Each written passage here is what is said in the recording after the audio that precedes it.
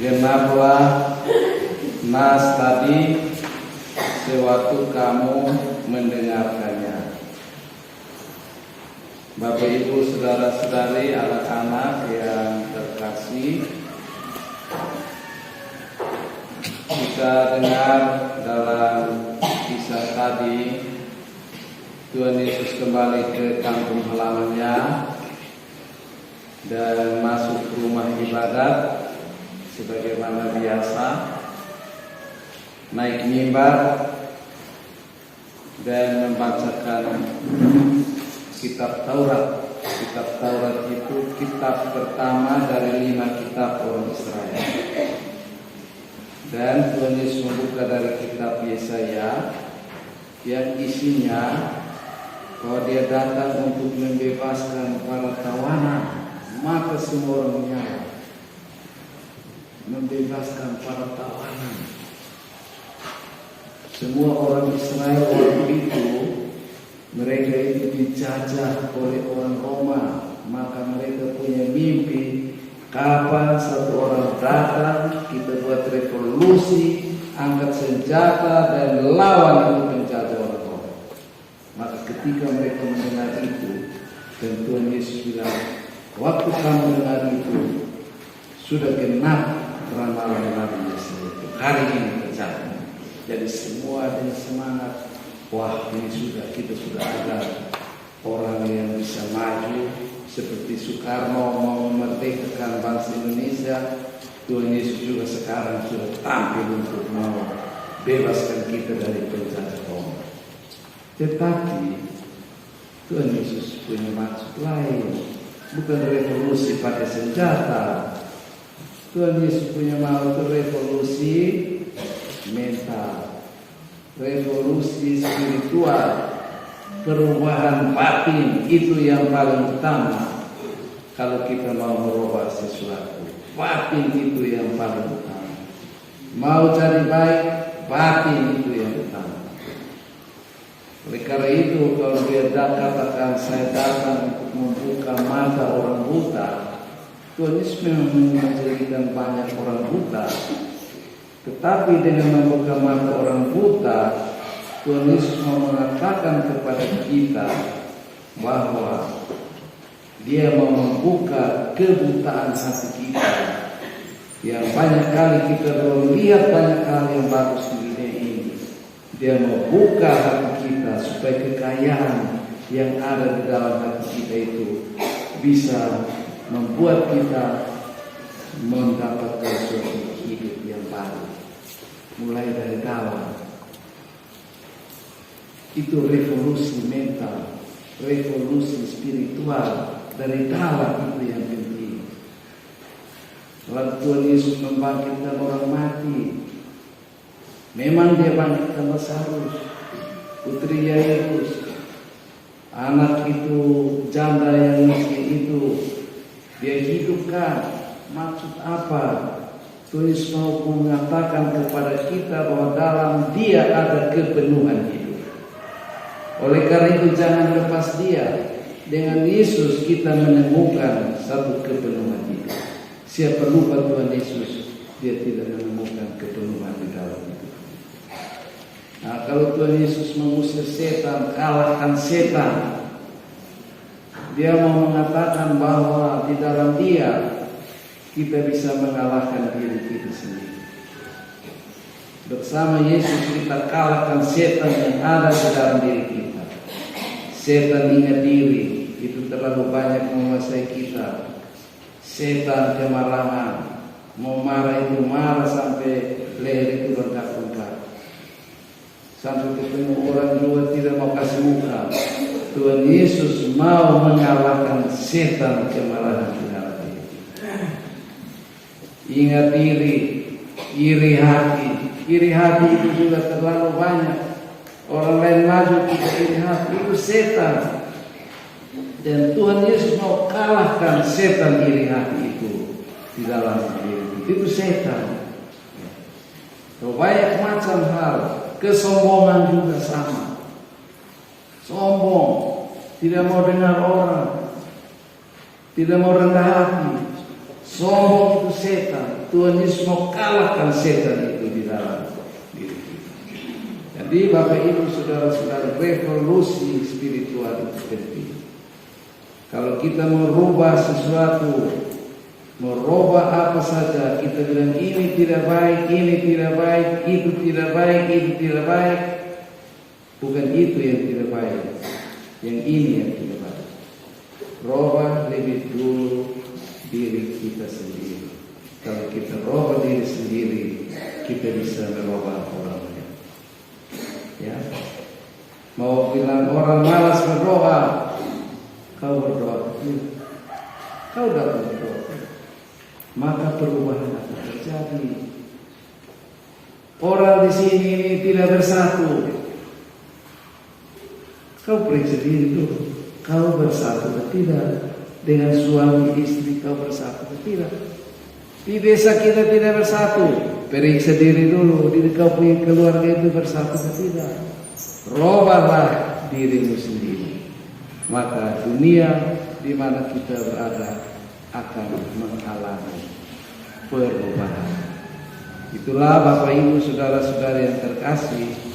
Kalau kita mau masuk diri sendiri, maka kita mau bertanya, karena bacaan hari ini tentang pentingnya sabda Tuhan.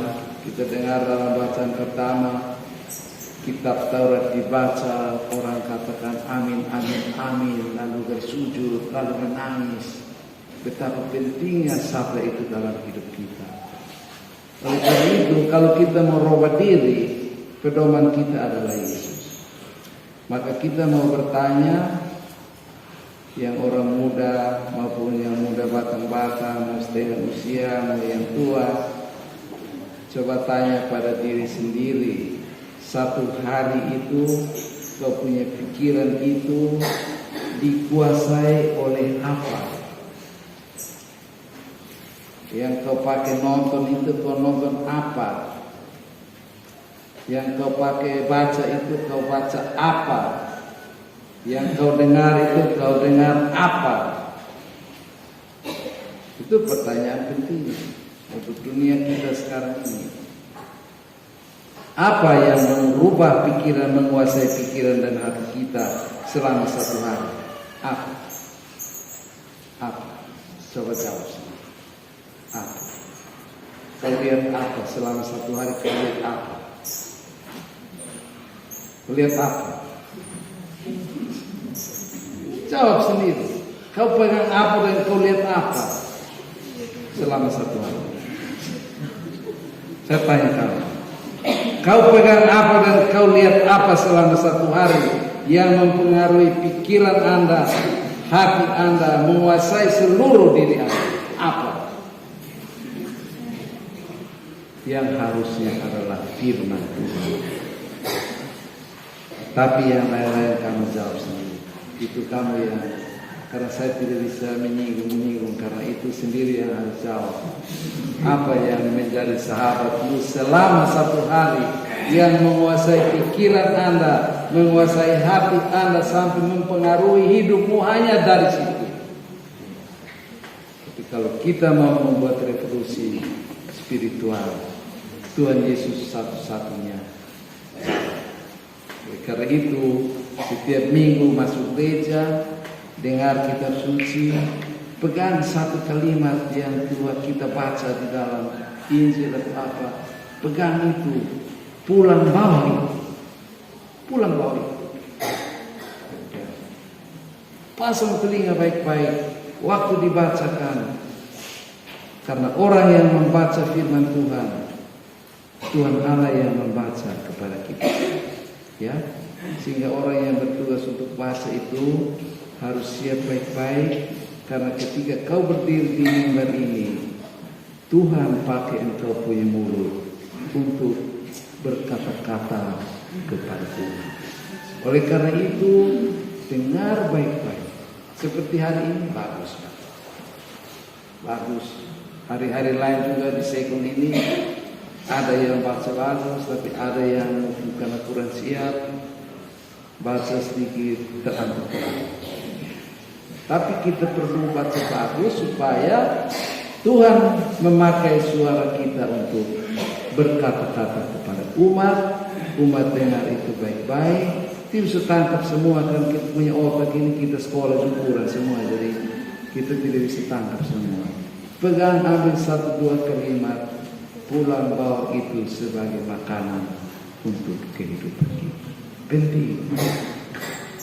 Penting.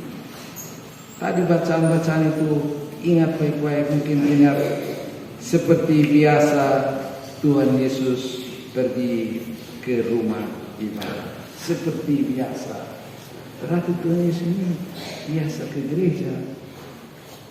Apakah saya juga ikut Yesus? Tidak. Roh Tuhan ada padaku. Karena itu aku. Roh Tuhan ada padaku. Roh itu ada. Roh yang bisa buat suara bagus seperti pemazmur tadi. Roh Tuhan ada padaku. Dia berlagu kepada kita semua. Macam-macam. Jangan rasa rendah diri, karena mulai dari sudut sini sampai sudut sana, Roh Tuhan itu ada dalam diri kita dengan macam-macam bakat dan kemampuan. Ada yang bakat suka melayani, ada yang bakat bikin lucu orang ketawa, sementara menangis bisa ketawa. Pakai itu, Roh Tuhan ada padamu. Suara yang bagus seperti ini, pakai suara bagus. Kita nyanyi pada hari Minggu, orang senang dengar, orang pulang, kita diberkati. Karena kita sudah mempengaruhi orang untuk dekat dengan Tuhan Allah. Maka kalau panggil untuk kor, jangan malas. Jangan dirigen panggil, tidak mau datang nyanyi. Karena dengan menyanyi kita, Roh Tuhan yang ada pada kita pakai untuk melayani orang lain. Ada yang dia bilang, saya kalau berdoa orang sembuh. Pakai kau punya doa itu. Pakai, karena Roh Allah ada padamu. Orang sakit pergi, doakan dia dan dia sembuh. Mau melayani di mana ada pelayanan, ada pesta, saya maju karena saya ini bagian pelayan. Maju. Roh Tuhan ada pada kita. Banyak sekali roh bekerja dengan banyak aneka bakat dan kemampuan. Kita pakai itu untuk melayani umat supaya umat bahagia. Karena Tuhan ada selalu bersama kita. Itulah pesan Tuhan untuk kita. Mari kita sama-sama bersyukur karena Tuhan Yesus hadir untuk menemani kita, memberikan kekuatan kepada kita untuk mampu merubah diri kita sebelum kita merubah orang lain. Masuk dalam diri sendiri, rubah diri sendiri, maka dunia yang ada di sekitarmu akan mengalami perubahan. Tuhan memberkati kita sekalian.